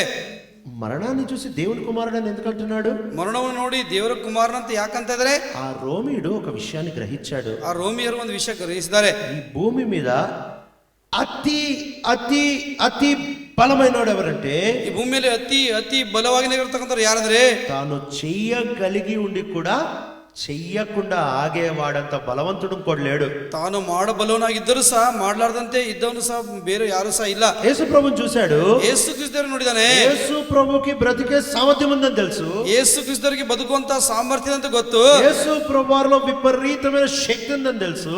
ಯೇಸು ಕ್ರಿಸ್ತರಲ್ಲಿ ವಿಪರೀತವಾಗಿರತಕ್ಕಂತ ಶಕ್ತಿ ಇದೆ ಅಂತ ಗೊತ್ತು. యేసు ప్రభువారు అనుకుంటే ఏమన్నా చేయగలడని కూడా తెలుసు. ಯೇಸು ಕ್ರಿಸ್ತರು ಅಂದ್ರೆ ಏನಾದ್ರೂ ಮಾಡಬಲ್ಲರని ಸಹ ಗೊತ್ತು. బ్రతక గలిగుండి కూడా ఆయన జీవాన్ని ఇచ్చేశాడు. ಬದುಕಬಲ್ಲವನಾಗಿದ್ದರೂ ಸಹ ಆತನ ಜೀವನ ಕೊಟ್ಟಿದ್ದಾರೆ. ఇది చూసి ఆశ్చర్యపోయి అంటున్నాడు ఈ మాట. ಇದನ್ನು ನೋಡಿ ಆಶ್ಚರ್ಯಪಟ್ಟು ಹೇಳ್ತಿದ್ದಾನೆ ಮಾತು. భూమి మీద అతి బలమైనది ఏంటి తెలుసా? ఈ భూమిಯಲ್ಲಿ అతి బలವಾಗಿರತಕ್ಕಂತ ಏನು ಗೊತ್ತಾ? నువ్వు చెయ్యగలిగిన దాన్ని చెయ్యకుండా ఆపుకోవడము. ನೀನು ಮಾಡಬಲ್ಲದ್ದು ನೀ ಮಾಡಲಾರದಂತೆ ನಿಲ್ಲುವಂತದೇ. నా వల్ల అవుతుంది, ನನ್ನ ಕೈಲಿಂದ ಆಗ್ತದೆ. అరవడం నా వల్ల అవుతుంది, ಅದು ಮಾಡ್ತಕ್ಕಂಥ ನನ್ನ ಕೈಲಿಂದ ಆಗ್ತದೆ. అరవడం నా వల్ల అవుతుంది, ಕೂಗ್ತ ಚೀರ್ತಕ್ಕಂಥ ನನ್ನಿಂದ ಆಗ್ತದೆ. తిట్టడం నాకు వస్తుంది, ಬೈಯೋದಕ್ಕೋಸ್ಕರ ನಂಗೆ ಬರ್ತದೆ. అబద్ధం చెప్పడం నాకు వస్తుంది, ಸುಳ್ಳು ಹೇಳೋದಕ್ಕೋಸ್ಕರ ನಂಗೆ ಬರ್ತದೆ. కొట్టడం నాకు వస్తుంది, ಹೊಡೆಯೋದು ನನಗೆ ಬರ್ತದೆ. వాదించడం నాకు వస్తుంది, ವಾದಿಸ್ತಕ್ಕಂಥ ನಂಗೆ ಬರ್ತದೆ. ఇవన్నీ నాకు వస్తాయి, ಇವೆಲ್ಲ ನಂಗೆ ಬರ್ತವೆ. కానీ నేను చెయ్యను. ಅದು ಸಹ ನಾ ಮಾಡೋದಿಲ್ಲ. నాకు వస్తాయి కానీ నేను చెయ్యను. ನನಗೆ ಬರ್ತಾವಾದ್ರೆ ನಾ ಮಾಡೋದಿಲ್ಲ. ఇంత బలమైన ఇంకోటి లేడు. ಇಷ್ಟು ಬಲವುಳ್ಳವನು ಇನ್ನೊಬ್ಬರು ಯಾರು ಸಹ ಇಲ್ಲ. ఇది యేసు ప్రభువారి జీవితము. ఇది యేసు క్రీస్తువರ జీవిత. వాళ్ళందరూ అంటున్నారు, నిన్ను నువ్వు రక్షించుకో, నువ్వు దేవుని కుమారుడు అయితే కిందకి వచ్చి చూపించుకో నువ్వు దేవుని కుమారుడు అని. ಅವರೆಲ್ಲರೂ ಹೇಳ್ತಾರೆ ನೀನು ದೇವರ ಕುಮಾರನಾಗಿದ್ರೆ ನಿನ್ನನ್ನು ರಕ್ಷಿಸ್ಕೊ ಅಂತ ಹೇಳ್ತಾರೆ. అయితే ఒకవేళ ఆయన కిందకి వస్తే ఆయన దేవుని కుమారుడని చూపించుకునేవాడు కాదు, ఆయన మనిషి కుమారుడని చూపించుకునేవాడు. ಅದನ್ನ ಒಂದ್ ವೇಳೆ ಕೆಳಗಡೆ ಬಂದ್ರೆ ದೇವ ಕುಮಾರನಂತ ತೋರಿಸ್ಕೋತಕ್ಕಂತಾರಲ್ಲ, ಮನುಷ್ಯನ ಕುಮಾರನಾಗಿ ತೋರಿಸ್ಕೋತಕ್ಕಂತಾರು. అంటే పౌరుషానికి రేగి ఆయన ఏం చేయగలడో అది చేస్తున్నాడు. ಒಂದು ಪೌರುಷಕ್ಕೆ ರೇಗಿಸಿ ಅದನ್ನ ಏನ್ ಮಾಡ್ಬೇಕಂತ ಅಂತಂದ್ರೆ, అయితే ಆದ್ರೆ యేసు ప్రభువారు దిగకుండా ఉండి ఆయన సామర్థ్యాన్ని ఆపుకొని, యేసుక్రీస్తు ఇల్లారదే తన సామర్థ్యాన్ని నిలిసి ఆయన ఏం చూపిస్తా ఉంటున్నాడంటే, అతను ఏం తోరుస్తా ఇದ್ದಾరంದ್ರೆ, నేను దేవుని కుమారుడను, నా దేవర కుమారును, నా అంత శక్తి ఎవరికి లేదు, ನನ್ನ శక్తి ಯಾರಿಗೂ ಸಹ ಇಲ್ಲ, నేను చేయగలిగుండి కూడా చెయ్యకుండా ఆపుకోగలను, ನಾನು ಮಾಡಬಲ್ಲವನಾಗಿದ್ದರೂ ಸಹ ನಾ ಮಾಡಲಾರದಂತೆ ನಿಲ್ಲಿಸುವೇನು. పిలాతు దగ్గర నిలబడి మాట్లాడగలను కానీ మాట్లాడను, ಪಿಲಾತನ ಹತ್ರ ನಿಂತು ಮಾತಾಡಬಹುದು ಆದ್ರೆ ಮಾತಾಡೋದಿಲ್ಲ. హెరోదు దగ్గర నిలబడి నేను మాట్లాడగలను కానీ నేను మాట్లాడను, ಹೆರೋದನ ಹತ್ರ ನಿಂತು ಮಾತಾಡಬಹುದು ನಾನು ಆದ್ರೆ ಮಾತಾಡೋದಿಲ್ಲ. యెషయా గ్రంథము 53వ అధ్యాయము, ಯೆಶಾಯ ಗ್ರಂಥ 53 యెషయా గ్రంథం 53వ అధ్యాయము, ಯೆಶಾಯ ಗ್ರಂಥ 53 ఆయన శ్రమల గురించి చూస్తా 7వ వచనంలో అంటున్నాడు, ಆತನ ಶ್ರಮೆಗಳ ಕುರಿತು 7ನೇ ವಚನದಲ್ಲಿ ಹೇಳ್ತಾರೆ, he was oppressed and afflicted yet he did not open his mouth, was led like a lamb to the slaughter, and as a sheep before her shearers is silent, so he did not open his mouth. ಯೆಶಾಯ ಗ್ರಂಥ 53 7ನೇ ವಚನ, ಅವನ ಬಾಧೆಗೆ ಒಳಗಾಗಿ ತನ್ನನ್ನು ತಗ್ಗಿಸಿಕೊಂಡನು, ಬಾಯಿ ತೆರಲಿಲ್ಲ, ವಧೆ ಸ್ಥಾನಕ್ಕೆ ಒಯ್ಯಲ್ಪಡುವ ಕುರಿಯಂತೆಯೂ ಉಣ್ಣೆ ಕತ್ತರಿಸುವವರ ಮುಂದೆ ಮೌನವಾಗಿರುವ ಕುರಿ ಹಾಗೂ ಇದ್ದನು, ಬಾಯಿ ತೆರೆಯಲೇ ಇಲ್ಲ. ఇక్కడ రెండు విషయాలు చూస్తా రావచ్చు. ಇಲ್ಲಿ ಎರಡು ವಿಷಯಗಳು ನೋಡಬಹುದು. మొట్టమొదటిది ఏంటంట, మొట్టమొదటిగా ಏನಂತೆ, ఆయన వదకి తీసుకొని వచ్చిన గొర్రెలాగా వచ్చాడంట. ಆತನೇ ವಧಿಸುವುದಕ್ಕೋಸ್ಕರ ತೆಗೆದುಕೊಂಡಂತ ಕುರಿ ಉಪಾದಿಯಲ್ಲಿ ಬಂದನಂತೆ. వదకి గొర్రెని తీసుకొని వచ్చినప్పుడు, ಆ ವಧಿಸುವಂತೆ ಸಮಯದಲ್ಲಿ ಆ ಕುರಿ ತರುವಾಗ మీరు మామూలుగా చూస్తే ఆ గొర్రెలన్నీ అరుస్తా ఉంటాయి. ನೀವು ಸಾಮಾನ್ಯವಾಗಿ ನೋಡಿದ್ರೆ ಕುರಿಗಳೆಲ್ಲ ಚೀರ್ತಾ ಇರ್ತವೆ, ಕೂಗ್ತಾ ಇರ್ತವೆ. చంపేటప్పుడు కూడా అరుస్తా ఉంటాయి. ಆ ಕೊಲ್ಲುವಂತ ಸಮಯದಲ್ಲಿ ಸಹ ಚೀರ್ತಾ ಇರ್ತವೆ, ಕೂಗ್ತಾ ಇರ್ತವೆ. అంటే గొర్రెని వధించడానికి తీసుకొని వచ్చినప్పుడు అది అరుస్తా ఉంటది, చంపేటప్పుడు కూడా అది అరుస్తా ఉంటది. ಆ ಕುರಿಯನ್ನು ವಧಿಸುವಂತ ಸಮಯದಲ್ಲಿ ತೆಗೆದುಕೊಂಡು ಬರುವಂತ ಸಮಯದಲ್ಲಿ ಕೂಗ್ತಾ ಇರ್ತದೆ, ಆ ವಧಿಸುವಂತ ಸಮಯದಲ್ಲಿ ಸಹ ಕೂಗ್ತಾ ಇರ್ತದೆ. కానీ ప్రభు గురించి రాయబడిన మాట, వదకు తెచ్చిన గొర్రె వలె మౌనంగా ఉన్నాడని బైబిల్ చెప్పట్లే. ಆದರೆ ಯೇಸು ಕ್ರಿಸ್ತನ ಪಕ್ಷವಾಗಿ ಬರೆಯಲ್ಪಟ್ಟಂತ ಮಾತು ವಧಿಸುವ ಕುರಿಯಂತೆ ಮೌನವಾಗಿದ್ದಾರೆ ಅಂತ ಬರೆಯಲ್ಪಟ್ಟಿಲ್ಲ. ఏం చెప్తా ఉంటున్నారంటే, ಏನ್ ಹೇಳ್ತಾರೆ ಅಂದ್ರೆ, వదకొచ్చినట్టు వచ్చాడు, ಆ ವಧಿಸುವುದಕ್ಕೋಸ್ಕರ ಬಂದ ಹಾಗೆ ಬಂದಾರೆ. గొర్రెల బొచ్చు కత్తిరించేటప్పుడు, ಆ ಕುರಿಯನ್ನು ಕತ್ತರಿಸುವಂತ ಸಮಯದಲ್ಲಿ, ఆ బొచ్చుని తీసేటప్పుడు, ಆ ಕತ್ತಿಯನ್ನು ತೆಗೆಯುವಾಗ, ఆ ఉనిని తీసేటప్పుడు, ಆ ಉಣ್ಣೆಯನ್ನು ತೆಗೆಯುವಂತ ಸಮಯದಲ್ಲಿ 7వ వచనంలో ఉంటది, 2వ భాగంలో, as a sheep before her shearers is silent. 7వ వచనం, ಉಣ್ಣೆ ಕತ್ತರಿಸುವವರ ಮುಂದೆ ಮೌನವಾಗಿ ಇರುವ ಕುರಿಯ ಹಾಗೂ ಇದ್ದನು. కాబట్టి ఆ ఉనిని కోసేటప్పుడు గొర్రె మౌనంగా ఉంటుంది, ఎందుకంటే దానికి సమ్మగా చాలా బాగుంటది. ಆ ಉಣ್ಣೆ ಕತ್ತರಿಸುವಂತ ಸಮಯದಲ್ಲಿ ಕುರಿ ಮೌನವಾಗಿರ್ತದೆ, ಉಣ್ಣೆ ಕತ್ತರಿಸುವ ಸಮಯದಲ್ಲಿ ಅದಕ್ಕೆ ಬಹಳ ಸೌಮ್ಯವಾಗಿರ್ತದೆ, చాలా బాగుంటది దానికి, అందుకనే అది మౌనంగా ఉంటది, ಬಹಳ ಹಾಯಾಗಿರ್ತದೆ, ಅದಕ್ಕೆ ಅದಕ್ಕೋಸ್ಕರ ಅದು ಮೌನವಾಗಿರ್ತದೆ. అలా అంటే ప్రభుని చంపేటప్పుడు ఆయన సమ్మగా బాగున్నటప్పుడు ఎంత మౌనంగా ఉన్నాడో అంత మౌనంగా ఉన్నాడంట. ಯೇಸುಕ್ರಿಸ್ತ ದೇವರನ್ನು ಕೊಲ್ಲುವಂತ ಸಮಯದಲ್ಲಿ ಆ ಉಣ್ಣೆ ಕತ್ತರಿಸುವ ಸಮಯದಲ್ಲಿ ಕುರಿ ಯಾವ ರೀತಿ ಇರ್ತದೋ ಆ ರೀತಿ ಇದ್ದಾರಂತೆ. ఎంత మౌనంగా ఉంటుందో, ఎంత చక్కగా సౌమ్యంగా ఉంటుందో అంత చక్కగా సౌమ్యంగా ఉన్నాడంట. ಎಷ್ಟು ಮೌನವಾಗಿ ಸೌಮ್ಯವಾಗಿರ್ತದೋ ಅಷ್ಟು ಸೌಮ್ಯವಾಗಿ ಉತ್ತಮವಾಗಿದ್ದಾರಂತೆ. నిజంగా ప్రభు ఒక్క మాట అరుస్తే భూమి బండలు బద్దలై తెర చినిగి సమాధులు తెరవబడ్డాయి. ಯೇಸುಕ್ರಿಸ್ತದರು ಗಟ್ಟಿಯಾಗಿ ಕೂದ್ರೆ ಆ ಭೂಮಿ ಎರಡು ಭಾಗ ಆಗಿ ಆ ತೆರೆ ಎರಡು ಭಾಗ ಆಗ್ತಾ ಬಂದಿವೆ. సమాధుల్లోంచి బయటకు వచ్చారు, ಸಮಾಧಿಯಿಂದ ಹೊರಗಡೆ ಬಂದರೆ. అలాంటిది ఆయన మౌనంగా ఉన్నాడు. ಆ ರೀತಿ ಆತನು ಮೌನವಾಗಿದ್ದಾರೆ. యేసు ప్రభు దేహం, యేసు ప్రభు రక్తం ఏం మాట్లాడుతుంది? ಅಂದ್ರೆ ಯೇಸುಕ್ರಿಸ್ತ ದೇವರ ದೇಹ ರಕ್ತ ಏನು ಕುರಿತು ಮಾತಾಡ್ತಾ ಇದೆ? అది చచ్చిపోయే సామర్థ్యం గురించి మాట్లాడుతుంది. ಅದು ಸತ್ತದಂತ ಸಾಮರ್ಥ್ಯ ಕುರಿತು ಮಾತಾಡ್ತಾ ಇದೆ. మనం యేసు ప్రభు దేహంలో రక్తంలో ఎందుకు పాల్పొందుతున్నాం తెలుసా? ಆ ಯೇಸುಕ್ರಿಸ್ತ ದೇವರ ದೇಹ ರಕ್ತದಲ್ಲಿ ಯಾಕೆ ಭಾಗವಹಿಸ್ತಿದೆ ಗೊತ್ತಾ? బ్రతకడానికి కాదు, ಬದುಕೋದಕ್ಕೋಸ್ಕರ ಅಲ್ಲ, చచ్చిపోయే సామర్థ్యాన్ని పొందడానికి, ಸತ್ತದಂತ ಸಾಮರ್ಥ್ಯನ ಹೊಂದಕ್ಕೋಸ್ಕರ. ఈ లోకంలో బలమైన ఆహారాలు ఉంటాయి, రుచికరమైన ఆహారాలు ఉంటాయి, ఉట్టి రుచి బలం లేని ఆహారాలు కూడా ఉంటాయి. ಈ ಲೋಕದಲ್ಲಿ ಬಲವಾದಂತ ಆಹಾರ ಸಹ ಇರ್ತವೆ, ರುಚಿಕರವಾದಂತ ಬಲವಾಗಿರ್ತಕ್ಕಂಥ ಆಹಾರ ಇರ್ತದೆ, ಬರೀ ರುಚಿಕರವಾದಂತ ಆಹಾರ ಸಹ ಇರ್ತದೆ. ఇప్పుడు సామాన్యంగా ఊరికే టైం పాస్ కొరకు పండుగ సీజన్లో మనం తినేటప్పుడు పౌష్టిక విలువ లేకపోయినా రుచి ఉంటే చాలని తింటాం. ಈ ಸಾಮಾನ್ಯವಾಗಿ ಹಬ್ಬದ ದಿವಸಗಳಲ್ಲಿ ಪೌಷ್ಟಿಕವಾದಂತ ಇರದಿದ್ರೂ ಸಹ ರುಚಿಗೋಸ್ಕರ ತಿಂತಾ ಇರ್ತೇವೆ. రోజు మనం తినేటప్పుడు దాంట్లో రుచి కూడా ఉండాలా, దాంట్లో బలము కూడా ఉండాలా. ದಿವಸ ತಿಂತಕ್ಕಂಥ ಆಹಾರದಲ್ಲಿ ರುಚಿ ಇರಬೇಕು ಮತ್ತು ಬಲ ಬರುವಂತೆ ಇರಬೇಕು. కానీ ఒకవేళ బాక్సింగ్ లో ఆ రింగ్ లో ఇద్దరు పోరాడడానికి కూర్చున్నారు. ఆ బాక్సింగ్ ನಲ್ಲಿ ఆ రింగ్ ನಲ್ಲಿ ಇಬ್ಬರು ಹೋರಾಡೋದಕ್ಕೋಸ್ಕರ ಕೂತ್ಕೊಂಡಿದ್ದಾರೆ. బ్రేక్ లో వాళ్ళని త్వరగా వాళ్ళకి ఏమైనా తినిపిస్తారు. ఆ బ్రేక్ ನಲ್ಲಿ ತ್ವರೆಯಾಗಿ ಅವರಿಗೆ ಏನೋ ತಿನ್ನಿಸ್ತಾರೆ. ఆ టైంలో వాళ్ళు రుచి కోసం బిర్యానీలు తినరు. ఆ సమಯದಲ್ಲಿ ರುಚಿಗೋಸ್ಕರ ಬಿರಿಯಾನಿ ತಿನ್ನುವುದಿಲ್ಲ. వాళ్ళు చాలా బలమైన ఆహారం, రుచి లేకపోయినా పర్లేదు, బలం కావాలని తింటారు. ಅವ್ರಿಗೆ ರುಚಿ ಇಲ್ಲದಿದ್ರು ಸಹ ಪರವಾಗಿಲ್ಲ, ಬಲ ಬೇಕಂತದಕ್ಕೋಸ್ಕರ ತಿಂತಾರೆ. బల్ల ఇట్లాంటి భోజనం, ఆ మేజు ఈ ರೀತಿಯಾಗಿರ್ತಕ್ಕಂಥ ಒಂದು ಭೋಜನೆ. ఇది ఎప్పుడైతే వీళ్ళు దీన్ని ఎందుకు తింటున్నారు? శక్తి కోసం తింటున్నారు. ಇವರು ಯಾಕೆ ತಿಂತಾರೆ? ಶಕ್ತಿಗೋಸ್ಕರ ತಿಂತಾರೆ. ఆహారంలో రుచి లేదు, శక్తి మాత్రం ఉంది, దాని శక్తి కోసం తింటున్నారు. ಆ ಆಹಾರದಲ್ಲಿ ರುಚಿ ಇಲ್ಲ, ಶಕ್ತಿ ಮಾತ್ರ ಇದೆ, ಆ ಶಕ್ತಿಗೋಸ್ಕರ ತಿಂತಾ ಇದ್ದಾರೆ. ఆహారంలో ఏముందో అది కావాలని తింటున్నాం. ಆ ಆಹಾರದಲ್ಲಿ ಏನಿದೆಯೋ ಅದು ಬೇಕಂತ ತಿಂತಾ ಇದ್ದೇವೆ. బలలో పాల్పొందుతున్నాం. ಇವಾಗ ಮೇಜಲ್ಲಿ ಭಾಗವಹಿಸ್ತಾ ಇದ್ದೇವೆ. ఆహారంలో ఏముంది? ಆಹಾರದಲ್ಲಿ ಏನಿದೆ? ఆహారంలో మరణించే సామర్థ్యం ఉంది. ಆಹಾರದಲ್ಲಿ ಮರಣಿಸುವಂತ ಸಾಮರ್ಥ್ಯ ಇದೆ. బలలో ఎందుకు పాల్పొందుతున్నావు తెలుసా? ಮೇಜಿನಲ್ಲಿ ಯಾಕೆ ಭಾಗವಹಿಸ್ತಾ ಇದೆ ಗೊತ್ತಾ? నాలో మరణించే సామర్థ్యం, చచ్చిపోయే సామర్థ్యం లేదు ప్రభా. ದೇವರೇ, ನನ್ನಲ್ಲಿ ಮರಣಿಸುವಂತ ಸಾಮರ್ಥ್ಯ, ಸಾಯುವಂತ ಸಾಮರ್ಥ್ಯ ನನ್ನಲ್ಲಿ ಇಲ್ಲ ದೇವರೇ. లేదు ప్రభా, ನನ್ನಲ್ಲಿ ಇಲ್ಲ ದೇವರೇ. ఎవరైనా ఒక మాట అంటే నేను అనకుండా ఉండలేను ప్రభా.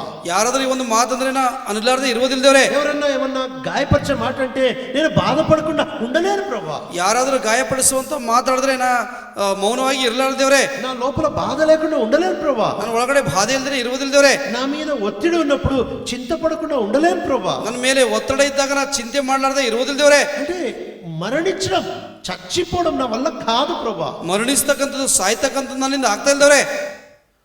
నా వల్ల కాదు కాబట్టే, ನನ್ನ ಕೈಲಿಂದ ಆಗಲಾರದಂತ ಕಾರಣದಿಂದಲೇ, శక్తి సరిపోవట్లేదు కాబట్టే, ಶಕ್ತಿ ಸಾಕಾಗಲಾರದಂತ ಕಾರಣದಿಂದಲೇ, అలసిపోయి వస్తే అమ్మ చాలా అలసిపోయి అర్జెంట్ భోజనం పెట్టంటాం. ದಣಿದು ಬಂದಾಗ ಬಹಳ ದಣಿದಿದೆ ನನಗ ಊಟ ಇಡು ಅಂತ ಕೇಳ್ತೇವೆ. అంటే ఏం అడుగుతున్నాం? ಅಂದ್ರೆ ಏನ್ ಕೇಳ್ತದೇವೆ? నా వల్ల కావట్లేదు, భోజనం పెట్టు, ఆ భోజనము యొక్క జీవముతో మళ్ళీ నేను నా వల్ల అయ్యేటట్టు చేస్తా. ನನ್ನ ಕೈಲಿಂದ ಆಗಲ್ದು, ನನಗೆ ಊಟ ಇಡು, ಆ ಊಟದಿಂದ ಊಟ ತಿಂದು ನನ್ನ ಕೈಲಿಂದ ಆಗುವಂತೆ ನಾನು ಮಾಡ್ತೇನೆ. ఆ భోజనం ఇచ్చే శక్తితో మళ్ళీ లేస్తా. ಆ ಊಟ ಕೊಡ್ತಕ್ಕಂಥ ಶಕ್ತಿಯಿಂದ ಮತ್ತೆ ಹೇಳ್ತೇನೆ. బలలో పాల్గొన్నప్పుడు ఏం చూపిస్తున్నావు తెలుసా? ನೀ ಮೇಜಿನಲ್ಲಿ ಭಾಗವಹಿಸುವಾಗ ನೀ ಏನ್ ತೋರಿಸ್ತಿದೆ ಗೊತ್ತಾ? లోకానికి చచ్చిపోవడం నా వల్ల కాదు ప్రభా. ಲೋಕಕ್ಕೆ ಸಾಯ್ತಕ್ಕಂಥ ನನಗೆ ಕೈಲಿಂದ ಆಗಲ್ದೇವ್ರೆ. నా సామర్థ్యాన్ని ఉపయోగించుకోకుండా ఉండడం నా వల్ల కాదు ప్రభా. ನನ್ನ ಸಾಮರ್ಥ್ಯವನ್ನು ಉಪಯೋಗಿಸಿಕೊಳ್ಳಾರ್ದೆ ಇರಲಾರ್ದಂತ ನನಗೆ ಆಗ್ತಾ ಇಲ್ದವ್ರೆ. ప్రభా, నా సొంత శక్తి, జ్ఞానం, బుద్ధిని ఉపయోగించుకోకుండా ఆగడం నా వల్ల కాదు ప్రభా, ನನ್ನ ಸ್ವಂತ ಜ್ಞಾನ ಬುದ್ಧಿ ಆಲೋಚನೆ ಮಾಡ್ಲಾರ್ದೆ ನನ್ನ ಕೈಲಿಂದ ಆಗ್ತಾ ಇಲ್ದವ್ರೆ, చచ్చిపోవడం నాకు రాదు. ಸಾಯ್ತಕ್ಕಂತ ನಂಗೆ ಬರಲ್ದು. ఈ భూమి మీద అతి బలమైనోడు ఎవరు తెలుసా? ಈ ಭೂಮಿಯಲ್ಲಿ ಅತಿ ಬಲವುಳ್ಳ ಅಂತವನು ಯಾರು ಗೊತ್ತಾ? చంపగలిగిన వాడు కాదు, ಕೊಂದಾಕ್ತಕ್ಕಂಥವ್ನು ಅಲ್ಲ, చచ్చిపోగలిగిన వాడు. ಸಾಯ್ತಕ್ಕಂಥವ್ನು, తన సామర్థ్యాన్ని చచ్చిపోగలిగిన వాడు. ತನ್ನ ಸಾಮರ್ಥ್ಯವನ್ನು ಸಾಯುವಂತೆ ಮಾಡುವನು. యేసు ప్రభువారి శరీరంలో ఈ సామర్థ్యం ఉంది. ಯೇಸು ಕ್ರಿಸ್ತ ದೇವರ ಶರೀರದಲ್ಲಿ ಸಾಮರ್ಥ್ಯ ಇದೆ. హెబ్రీయులకి రాస్తా వచ్చిన పత్రిక ಇಬ್ರಿಯ ಪತ್ರಿಕೆ 13వ అధ్యాయము 13ನೇ ಅಧ್ಯಾಯ 2వ వచనము. 2ನೇ ವಚನ. హెబ్రీయులకి రాస్తా వచ్చిన పత్రిక 12వ అధ్యాయము 2వ వచనము. ಇಬ್ರಿಯ ಪತ್ರಿಕೆ 12ನೇ ಅಧ್ಯಾಯ 2ನೇ ವಚನ. Let us fix our eyes on Jesus, the author and the finisher of our faith, who for the joy set before him endured the cross, scorning its shame, and sat down at the right hand of the throne of God. ಇಬ್ರಿಯ ಪತ್ರಿಕೆ 12ನೇ ಅಧ್ಯಾಯ 2ನೇ ವಚನ. ನಂಬಿಕೆಯನ್ನು ಹುಟ್ಟಿಸುವನು ಪೂರೈಸುವನು ಆಗಿರುವ ಯೇಸುವಿನ ಮೇಲೆ ದೃಷ್ಟಿಟ್ಟು ನಮಗೆ ನೇಮಕವಾದ ಓಟವನ್ನು ಸ್ಥಿರಚಿತ್ತದಿಂದ ಓಡೋಣ. ಆತನು ತನ್ನ ಮುಂದೆ ಇಟ್ಟಿದ್ದ ಸಂತೋಷಕ್ಕೋಸ್ಕರ ಅವಮಾನವನ್ನು ಅಲಕ್ಷ್ಯ ಮಾಡಿ ಶಿಲುಬೆ ಮರಣವನ್ನು ಸಹಿಸಿಕೊಂಡು ದೇವರ ಸಿಂಹಾಸನದ ಬಲಗಳಲ್ಲಿ ಆಸನರೂಢನಾಗಿದ್ದಾನೆ. 3వ వచనము. Consider him who endured such opposition from sinful men, so that you will not grow weary and lose heart. 3ನೇ ವಚನ. ನೀವು ಮನಗುಂದಿದವರಾಗಿ ಬೇಸರಗೊಳ್ಳದಂತೆ ಆತನನ್ನು ಆಲೋಚಿಸಿರಿ. ಆತನು ಪಾಪಿಗಳಿಂದ ಎಷ್ಟೋ ವಿರೋಧವನ್ನು ಸಹಿಸಿಕೊಂಡನು. ఆయన పాపుల నుంచి ఎంతో విరోధాన్ని సహించుకున్నాడు. ಆತನ ಪಾಪಿಗಳಿಂದ ಎಷ್ಟೋ ವಿರೋಧವಾಗಿ ಅದನ್ನು ಸಹಿಸಿಕೊಂಡಿದ್ದಾನೆ. పోరాడడానికి సామర్థ్యం ఉండి సహించుకున్నాడంట. ಹೋರಾಡೋದಕ್ಕೋಸ್ಕರ ಸಾಮರ್ಥ್ಯ ಇದ್ದು ಸಹ ಸಹಿಸಿಕೊಂಡಿದ್ದಾರಂತೆ. మన దగ్గర పోరాడే సామర్థ్యం చాలా ఉంది, ನಮ್ಮ ಹತ್ರ ಹೋರಾಡತಕ್ಕಂಥ ಸಾಮರ್ಥ್ಯ ಬಹಳ ಇದೆ. అందుకే సహించుకోలేము. ಅದಕ್ಕೋಸ್ಕರ ಸಹಿಸಿಕೊಂಡಿಲ್ಲ. గుడ్డోడికి మోహపు చూపులు లేవు అంటే ఏం గొప్ప? ಆ ಕುರುಡುಗ ಮೋಹದ ಆಲೋಚನೆ ಮೋಹದ ದೃಷ್ಟಿ ಇಲ್ಲಂದ್ರೆ ಅದಕ್ಕೇನು ದೊಡ್ಡದು? దాంట్లో గొప్ప ఏముంది? ಅದು ದೊಡ್ಡದೇನದ? వాడికి సామర్థ్యం లేదు చూడటానికి, వాడికి లేదు మోహపు దృష్టి. ಅವನಿಗೆ ಸಾಮರ್ಥ್ಯ ಇಲ್ಲ ನೋಡೋದಕ್ಕೋಸ್ಕರ ಅವನಿಗೆ ಮೋಹದ ದೃಷ್ಟಿ ಇಲ್ಲ. మూగోడు బూతులు తిట్టకపోతే దాంట్లో ఏం పెద్ద గొప్ప ఉంది? ಈ ಬಾಯಿಲಿನ ಮೂಕನಾಗಿರ್ತಕ್ಕಂಥವನಿಗೆ ಹೊಲಸು ಮತ್ತು ಆಡ್ಲಾರ್ದಂತೆ ಇದ್ದಕ್ಕೆ ಅದಕ್ಕೆ ದೊಡ್ಡತನ ಏನದ? వాడికి తిట్టే సామర్థ్యం లేదు, వాడు తిట్టడు. ಅವನಿಗೆ ಬೈಯುವಂತ ಸಾಮರ್ಥ್ಯ ಇಲ್ಲ, ಅದಕ್ಕೋಸ್ಕರ ಬೈಯಲ್ಲ. విశ్వాసికుండే ధన్యత ఏంటి తెలుసా? ಒಬ್ಬ ವಿಶ್ವಾಸಿಗೆ ಇರುವಂತ ಧನ್ಯತೆ ಏನು ಗೊತ್ತಾ? కళ్ళుండి మోహపు చూపులు చూడగలడు కానీ చూడ్డు. ಕಣ್ಣಿದ್ರು ಸಹ ಮೋಹ ದೃಷ್ಟಿ ನೋಡ್ಬೋದು, ಅದನ್ನ ನೋಡಲ್ಲ ನಾವು. నోటి మాటలుండి గలీజ్ మాటలు తిట్టే సామర్థ్యం ఉంది కానీ తిట్టడు. ಬಾಯಿ ಇದೆ, ಆದ್ರೆ ಆ ಬಾಯಿಲಿಂದ ಹೊಲಸು ಮಾತು ಬೈಬೋದು, ಗಲೀಜು ಮಾತು ಬೈಬೋದು, ಆದ್ರೆ ಸಹ ಆತನು ಮಾತಾಡೋದಿಲ್ಲ. చెయ్యెత్తి కొట్టగలడు కానీ కొట్టడు. ಕೈ ಎತ್ತಿ ಹೊಡಿಬೋದು, ಆದ್ರೆ ಹೊಡೆಯುವುದಿಲ್ಲ. ఊచ చేయగలిగినోడు అంటే 2 చేతులు లేనోడు మీదకి వస్తే ఎట్లుంటది? 2 ಕೈ ಇಲ್ಲವನು ಮೇಲೆ ಬಂದ್ರೆ ಏನು ಹೆಂಗಿರ್ತದೆ? వాడు కొట్టడానికి రాదు. నేను కొట్టలేదు అంటే దాంట్లో ఏముంది? ಅವನಿಗೆ ಹೊಡ್ಲಕ್ ಬರಲ್ದು, ನಾವು ಹೊಡ್ಲಕ್ ಆಗಲ್ಲ ಅಂದ್ರೆ ಅದರಲ್ಲಿ ಏನಿದೆ? మనకు చేతులు ఉండి కొట్టము, ನಾವು ಕೈ ಇದ್ರು ಸಹ ಹೊಡೆಯಲ್ಲ, నోరుండి మాట్లాడము, ಬಾಯಿದ್ರು ಸಹ ಮಾತಾಡೋದಿಲ್ಲ, కళ్ళుండి చూడము, ಕಣ್ಣಿದ್ರು ಸಹ ನೋಡೋದಿಲ್ಲ. ఇంతకంటే బలమైన శక్తి ఇంకోటి లేదు.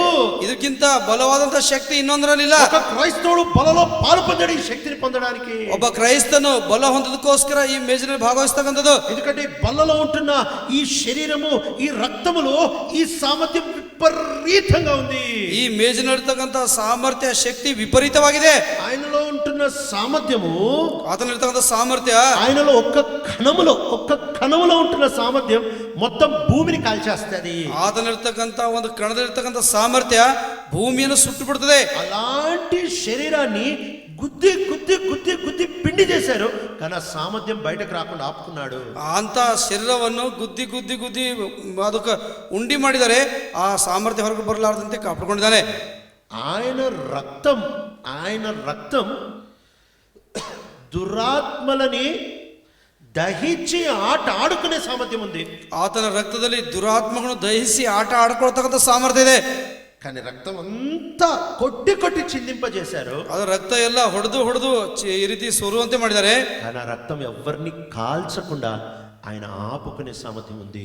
ಆ ರಕ್ತವನ್ನು ಯಾರಿಗೂ ಸಹ ಸುಳ್ಳಾಡದಂತೆ ಆವರಿಸಿಕೊಳ್ತಕ್ಕಂಥ ಸಾಮರ್ಥ್ಯ ಇದೆ. కాబట్టి నిజంగా బలలో పాల్పొంతే, ನಿಜವಾಗಿ ನಮ್ಮ ಮೇಜಿನಲ್ಲಿ ಭಾಗವಹಿಸಿದ್ರೆ ఇది ఎట్లుందంటే, ಇದು ಯಾವ ರೀತಿ ಅಂದ್ರೆ, ఒకవేళ ఒక యాపిల్లో, అంటే మనకు అర్థం అవడం చెప్తున్నా, ఒక యాపిల్లో 100 క్యాలరీస్ ఉన్నాయనుకుందాం. ಒಂದು ಸೇಬಣ್ಣಲ್ಲಿ 100 ಕ್ಯಾಲರಿ ಇವೆ ಅಂತ ತಿಳ್ಕೊಳ್ಳೋಣ. అది నువ్వు తిన్నప్పుడు, ಅದು ತಿಂದಾಗ ఆటోమేటిక్గా నీ శరీరంలో 100 క్యాలరీలు వస్తాయి. ಅದು ತಾತ್ಕಾಲಿಕವಾಗಿ ನಿನ್ನ ಶರೀರದಲ್ಲಿ 100 ಕ್ಯಾಲರಿ ಬರ್ತದೆ. యాపిల్ క్యాలరీలు వస్తాయి నీ శరీరంలోని. ಆ ಸೇಬಿನ ಒಂದು ಕ್ಯಾರಿಯರ್ ಬರ್ತದೆ ಒಳಗಡೆ.